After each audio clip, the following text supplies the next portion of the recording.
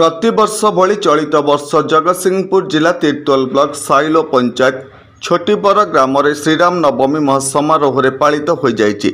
श्रीराम नवमी अवसर में बहु श्रद्धालु पुण्यतया महानदीर पवित्र जल को पूर्ण कलश माध्यम एक विराट शोभायात्रा आनी मंदिर परिसर में स्थापना करथिले।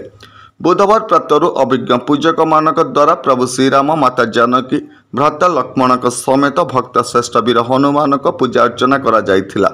एही परिप्रेक्षी में दिवारात्रि नाम संकीर्तन हनुमान चालीसा सह लौड़ी खेल महासमारोह अनुष्ठित होइथिला।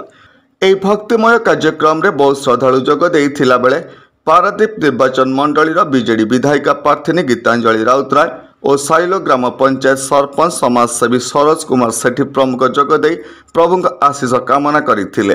आज तो पवित्र रामनवमी समस्त एकत्रित होती पूजा चलती छोटीबर ग्रामवासी मानक मिलित सहयोग आयोजित श्रीराम नवमी अवसर में श्रद्धालु मानक प्रसाद सेवन व्यवस्था करा जायथिला। तिर्तोलु सत्यप्रकाश महांती रिपोर्ट होली टीवी ओडिया। नमस्कार, मु लिपिका आपण मानक स्वागत करछि नुआ रूपरे होली टीवी ओडिया। होली टीवी ओडिया सहित जोड़िया आपण माने लाइक करंतु, सब्सक्राइब करंतु, शेयर करंतु।